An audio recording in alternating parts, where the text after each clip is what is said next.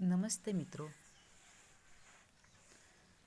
આજે આપણે કોર્સ 5 બ સંસ્કૃતમાં એકમ 4 સંસ્કૃત સમજ અને વ્યવહારિક વ્યાકરણ વિશે માહિતી મેળવવા જઈ રહ્યા છીએ. ત્યારે મિત્રો, અગાઉ આપણે કેટલાક વિડીયો જે યુટ્યુબ દ્વારા આ સંસ્કૃતના વ્યાકરણના વિડીયો જોયા હતા અને શીખ્યા હતા, જેમાં આપણે સંસ્કૃત વ્યાકરણ વચન, લિંગ, અવ્યય, કૃદંત, વિશેષણ વગેરેની માહિતી આપણે યુટ્યુબના વિડીયો દ્વારા મેળવી હતી. આમ આપણે આ એકમ 4ની અંદર આવતું જે વ્યાકરણ છે, સંસ્કૃત વ્યાકરણ છે, એની માહિતી મેળવી ચૂક્યા છે. હવે આજે આપણે આ સંસ્કૃત સમજ પત્રકની માહિતી મેળવવાના છીએ, જેમાં આપણે સૌપ્રથમ જોઈશું કે પ્રવર્તમાન સમયમાં પ્રાથમિક કક્ષાએ સંસ્કૃત ભાષા શીખવાના કેટલાક મહત્ત્વના હેતુઓ છે. આ હેતુઓ કયા છે? તો એના વિશે માહિતી મેળવીએ તો કે સંસ્કૃત ભાષા એક માનવીય અને માનસિક વિકાસ માટેનું એક ઉત્તમ સાધન બની શકે છે. એટલે કે આ સંસ્કૃત ભાષા દ્વારા વ્યક્તિનો માનસિક વિકાસ થઈ શકે છે, એ માટે જરૂરી છે. બીજું જોઈએ તો કે આ સંસ્કૃત ભાષાની પોતાની સંરચના એક વૈજ્ઞાનિક છે. વૈજ્ઞાનિક ઢબે આ ભાષા રચાયેલી છે, જેથી કોમ્પ્યુટર વૈજ્ઞાનિકો તેને કોમ્પ્યુટર માટેની સર્વોત્તમ ભાષા ગણે છે. બરાબર. આ સંસ્કૃત ભાષા જે છે એ સંસ્કૃત માટેની એક સર્વોત્તમ ભાષા છે. સામાન્ય રીતે જોવા જઈએ તો આ પ્રકારની શાસ્ત્રીય ભાષા અથવા તો શાસ્ત્રીય કલા અંગે અભ્યાસ થવાથી તેની અસર વ્યક્તિની વૈચારિક પ્રક્રિયા પર પડે છે અને તેનાથી તેની માનસિક વિકાસ થાય છે. ઉપરાંત માનવીય વિકાસ માટે પણ આ એક મુખ્ય અથવા તો મહત્ત્વનું માધ્યમ બની રહે છે. બીજો હેતુ જોઈએ તો કે ભાષાના માધુર્યને માણવા માટે સંસ્કૃત ભાષાનું શિક્ષણ અનિવાર્ય બની રહે છે. સંસ્કૃત ભાષાના માધુર્ય અંગે કોઈ વિવાદને સ્થાન રહેતું નથી, કારણ કે ભાષા જેટલી સુંદર છે. આજે પણ અનેક પરિવારોમાં ગવાતી જે સ્તુતિઓ કે જે મંત્રો છે, એ મંત્રોના ગાનથી વાતાવરણ સરસ બની જાય છે, રસમય બની જાય છે, ભાવાવરણ બની જાય છે. આ જગ્યાએ અર્થબોધ ન થતો હોવા છતાં માત્ર ભાષાના માધુર્યથી આ પરિણામ આવે છે. આમ ભાષાના માધુર્યને માણવા માટે સંસ્કૃત ભાષાનું શિક્ષણ અનિવાર્ય બને છે. બીજો એનો હેતુ આગળનો જોઈએ તો કે સંસ્કૃત ભાષા શીખવાને કારણે માતૃભાષા તેમજ રાષ્ટ્રભાષાની સમૃદ્ધિ પ્રાપ્ત થાય છે. સંસ્કૃત ભાષા એ અદ્વિતીય ભાષા છે. સંસ્કૃત ભાષા પાસે અદ્વિતીય સાહિત્ય સમૃદ્ધિ છે. ભારતની અન્ય ભાષાઓ પાસે જે શબ્દ ભંડોળ છે, એ શબ્દ ભંડોળ માટે તે સંસ્કૃત ભાષાની ઋણી છે. તેથી સંસ્કૃત ભાષા શીખવાને કારણે માતૃભાષા તેમજ રાષ્ટ્રભાષાની સમૃદ્ધિ આકસ્મિકપણે પ્રાપ્ત થાય છે. આગળનો હેતુ જોઈએ તો કે સાહિત્યનો રસાસ્વાદ માણવા માટે ભાષાનું જ્ઞાન અનિવાર્ય બની પડે છે, જેથી તેનું સિંચન પ્રાથમિક કક્ષાએથી કરવામાં આવે એ ખૂબ જરૂરી છે. બરાબર. સાહિત્યનો રસાસ્વાદ માણવા માટે આ સંસ્કૃત ભાષા ખૂબ જ અનિવાર્ય ભાષા બની છે. આગળનો હેતુ જોઈએ તો કે સંસ્કૃત એ આપણી સાંસ્કૃતિક ભાષા હોવાની સાથે સાથે આપણા સમાજ જીવનનું તે એક અભિન્ન અંગ છે. આપણે જોઈએ છે આપણા સમાજ જીવનની અંદર ચાલતા જે પ્રસંગો છે, સામાજિક પ્રસંગો, ધાર્મિક પ્રસંગો, શુભ પ્રસંગો, અશુભ પ્રસંગો, એની અંદર સંસ્કૃત ભાષાનો જે પ્રભાવ છે એ ખૂબ રહેલો છે અને એને જ કારણે એ સમાજ જીવનનું એક અભિન્ન અંગ છે. આગળ જોઈએ તો કે આપણામાં વિકાસને પોષક અને મૂલ્ય સંસ્કૃત ભાષાના સાહિત્યમાં જોવા મળે છે. આ વિકાસ અથવા તો પોષક તત્વો જે છે, પોષક અને મૂલ્ય સંસ્કૃતિ છે, એ આપણને સંસ્કૃત ભાષાની અંદર જોવા મળે છે.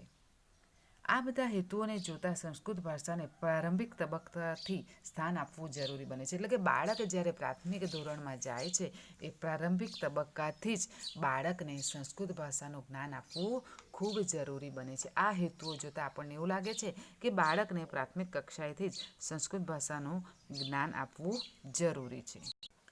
ટૂંકમાં સંસ્કૃત ભાષા શીખવાના હેતુઓ જોઈએ તો કે સંસ્કૃત ભાષા પ્રત્યે પ્રેમ અને ગૌરવ વધે, શા માટે બાળકને સંસ્કૃત ભાષા શીખવવી જોઈએ, શા માટે પ્રારંભિક તબક્કે બાળકને સંસ્કૃત ભાષા શીખવવી જોઈએ? તો એનો હેતુ રહેલો છે કે સંસ્કૃત ભાષા પ્રત્યે બાળકની અંદર પ્રેમ અને ગૌરવ વધે, મૂલ્યોની સમજ કેળવાય, બાળકોની અંદર મૂલ્યોની સમજ કેળવાય, બાળકની ભાષા અભિવ્યક્તિનો વિકાસ થાય, બાળકની માં ઉચ્ચારણ શુદ્ધિકરણનો વિકાસ થાય, બાળક ભાષા માધુરીને માણે, સંસ્કૃતિની ઓળખ અને જાળવણી કરતા બાળક શીખે, એનો હેતુ રહેલો છે. મિત્રો, સંસ્કૃત એ આપણા ભારતની સાંસ્કૃતિક રાષ્ટ્રભાષા છે. કેવી રાષ્ટ્રભાષા છે? સાંસ્કૃતિક રાષ્ટ્રભાષા છે. સમગ્ર રાષ્ટ્રને એક સૂત્રે બાંધનારી એ મહત્વની કડી છે. માત્ર ભારતીય જ નહીં પણ વિશ્વની અનેક ભાષાઓની તે જનની છે. મિત્રો ધ્યાન આપજો, સંસ્કૃત એ માત્ર ભારતીય ભાષાઓની નહીં પરંતુ વિશ્વની અનેક જે ભાષાઓ છે એ બધી જ ભાષાઓની જનની છે. જનની એટલે માતા છે. ઉપરાંત તે જગતની પ્રાચીનતમ ભાષા છે. પ્રાચીનતમ એટલે કેવી? જૂની, પુરાણી, ઘણા વર્ષો અગાઉની. બરાબર? એ જગતની, વિશ્વની પ્રાચીનતમ ભાષા છે. જેથી ભારતીય શિક્ષણને સંસ્કૃતિ અલગ પાડીને જોવું એ અસંભવ છે. આપણું ભારતીય શિક્ષણ છે એને સંસ્કૃતથી અલગ પાડીને જોવું એ અસંભવ છે. એટલે જ આપણા અભ્યાસક્રમમાં પણ સંસ્કૃત ભાષાનું સ્થાન અચળ રહ્યું છે. તો આ સંસ્કૃતની અંદર આપણે સ્તુતિ, શ્લોકો, બરાબર, આપણે શીખીએ છીએ. તો આ શ્લોક છે એ શ્લોકને ગાન દ્વારા શીખીએ છીએ. આ સંસ્કૃતમાં આવતા શ્લોકોનું ગાન કરવામાં આવે છે. તો એ શા માટે ગાન કરવામાં આવે છે? આ શ્લોક ગાનનું મહત્ત્વ શું છે? તો એના વિશે માહિતી જોઈએ. તો કોઈ પણ વસ્તુ પદ્યમાં હોય અને વારંવાર ગાન કરવામાં આવે તો ગદ્ય કરતાં વધારે ઝડપથી અને સરળતાથી કંઠસ્થ થાય છે. મિત્રો આપણે જોઈએ છે કે ફિલ્મની અંદર પણ આપણે ગીત જે છે એ ગીત આપણને ખૂબ જ ઝડપથી યાદ રહી જાય છે. સ્કૂલની અંદર આપણે કાવ્ય ભણીએ, પાઠ ભણીએ તો આપણને યાદ રહેતો નથી, પરંતુ આ કાવ્યને જો આપણે ગાન દ્વારા શીખીએ તો આપણને સરળતાથી યાદ રહી જાય. જેવી રીતે ફિલ્મના ગીતો આપણને સરળતાથી યાદ રહી જાય, તેવી જ રીતે જે કાવ્ય પણ હોય એ કાવ્યને જો ગાન દ્વારા આપણે શીખીએ તો એ સરળતાથી યાદ રહી જાય છે. આમ જે શ્લોકો છે એ શ્લોકને જો આપણે ગાન દ્વારા શીખીએ તો એ ખૂબ જ સરળતાથી આપણે યાદ રાખી શકીએ છીએ અથવા તો કંઠસ્થ કરી શકીએ છીએ. તો શ્લોક ગાનનું આ એક મહત્ત્વ છે. પદ્ય રચનામાં કવિત્વ અને સર્જનાત્મકતાનો સુમેળ હોવાને કારણે તેના ગાનની આસપાસ ભાવાવરણમાં પણ સુગંધ ભળે છે. એટલે કે આ જે પદ્ય રચના છે, પદ્ય એટલે ગાન, ગેય કાવ્ય, બરાબર, એ જે રચના છે એ રચનાને કારણે સર્જનાત્મકતાનો સુમેળ બંધાય છે અને આ સુમેળને કારણે તેના ગાનની આસપાસનું જે વાતાવરણ છે એ વાતાવરણની અંદર ભાવાવરણમાં સુગંધ ભળે છે. શ્લોક ગાન કરીએ છીએ ત્યારે જોજો મિત્રો, આપણે સવારની પહોરની અંદર પ્રાર્થના કરીએ છીએ, પ્રાર્થના ગાઈએ છીએ, શ્લોક છે, શ્લોકનું ગાન કરીએ છીએ ત્યારે આપણા ઘરનું વાતાવરણ પણ કેવું સુંદર થઈ જાય છે, કેવું સુગંધ ભળતી હોય એવું લાગે છે. શાળાની અંદર પણ આપણે જ્યારે શિક્ષણની શરૂઆત કરીએ છીએ ત્યારે એ શિક્ષણની શરૂઆત સવારની પહોરમાં આપણે પ્રાર્થના અને શ્લોક ગાન દ્વારા કરતા હોય છે. જેથી કરીને શાળાનું જે વાતાવરણ છે એ જે ભાવાવરણ છે એ ભાવાવરણની અંદર સુગંધ ભળી જાય છે. આગળનું એનું મહત્ત્વ જોઈએ તો કે લોકો સખત પરિશ્રમની સાથે ગાનને જોડે છે અને શ્રમની પીડાને ભૂલી જાય છે. મિત્રો આપણે ઘરે પણ કામ કરતા હોઈએ છીએ ત્યારે આપણને જે કંઈ ગીત ગમતું હોય, જે કંઈ પ્રાર્થના ગમતી હોય, જે કોઈ શ્લોક ગાન ગમતું હોય એનું આપણે જ્યારે ગાન કરીએ છીએ, કામ કરતાં કરતાં ગાન કરીએ છીએ ને તો આપણને કામનો થાક લાગતો નથી. બરાબર? એટલે આ શ્રમિકો એટલે જે કામ કરનાર લોકો છે એ પણ એના કામની સાથે સાથે ગાનને જોડે છે, જેથી કરીને પોતાની જે શ્રમની પીડા જે છે, થાક જે છે એ થાકને ભૂલી જાય છે. બીજું મહત્ત્વ જોઈએ તો કે ગાન સ્વરૂપમાં યાદ રાખવામાં આવેલ માહિતી ઘણા લાંબા સમય સુધી યાદ રાખી શકાય છે. શ્લોક આમ આપણે વાંચી જઈએ તો શ્લોક યાદ રહેતો નથી, પરંતુ એ જ શ્લોકને જો આપણે ગાન દ્વારા શીખીએ તો આપણે ઘણા લાંબા સમય સુધી યાદ રાખી શકીએ છીએ. દાખલા તરીકે શ્લોક જોઈએ તો વક્રતુંડ મહાકાય સૂર્યકોટિ સમપ્રભ, બરાબર, એ આપણે વાંચી જઈએ તો યાદ નથી રહેતું, પણ એ શ્લોકને જો ગાન દ્વારા આપણે એને શીખીએ તો લાંબા સમય સુધી આપણે એને યાદ રાખી શકીએ છીએ. આગળ જોઈએ તો સંસ્કૃતના સુભાષિતોને ઉત્તરણ ક્ષમતા વિશેષ હોવાથી ઉચ્ચારણ ક્ષમતા વિશેષ હોવાથી અનેક શબ્દોના સ્થાને એકાદ સૂક્તિ કે સુભાષિતનો ગાન બસ થઈ જાય છે. કારણ કે એનું ઉચ્ચારણ એવું છે. સંસ્કૃત ભાષાની અંદર ઉચ્ચારણ ખૂબ આવે છે, એની ઉચ્ચારણ ક્ષમતા વિશેષ છે અને એને કારણે એ ઉચ્ચારણને સ્થાને એકાદ સૂક્તિ મૂકી દેવામાં આવે તો એ ખૂબ સુંદર બની જાય છે.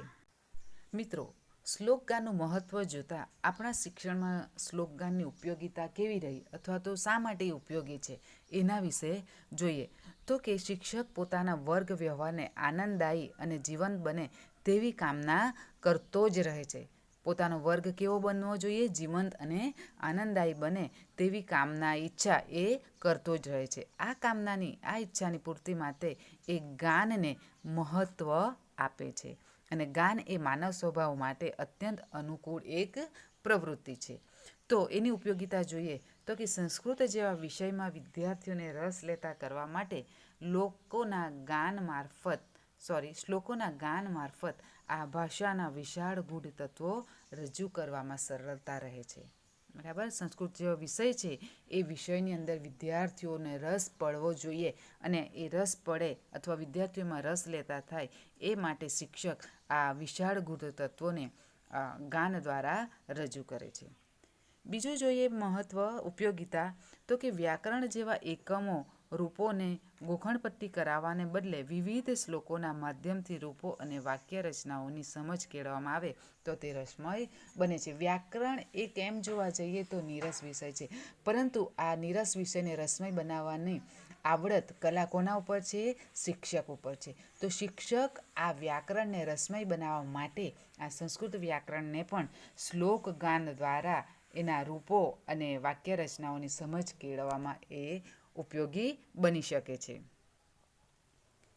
સંસ્કૃતમાં ગણિતશાસ્ત્ર, ચિકિત્સાશાસ્ત્ર તેમજ ગૂઢ આધ્યાત્મના સૂત્રો તેમજ શ્લોકોમાં વણી લેવામાં આવ્યું છે, જેના માધ્યમથી વિવિધ વિષયોમાં પારંગતતા મેળવવામાં પણ એ સંસ્કૃતના શ્લોક ગાન ઉપયોગી બની શકે છે, સહાયભૂત બની શકે છે.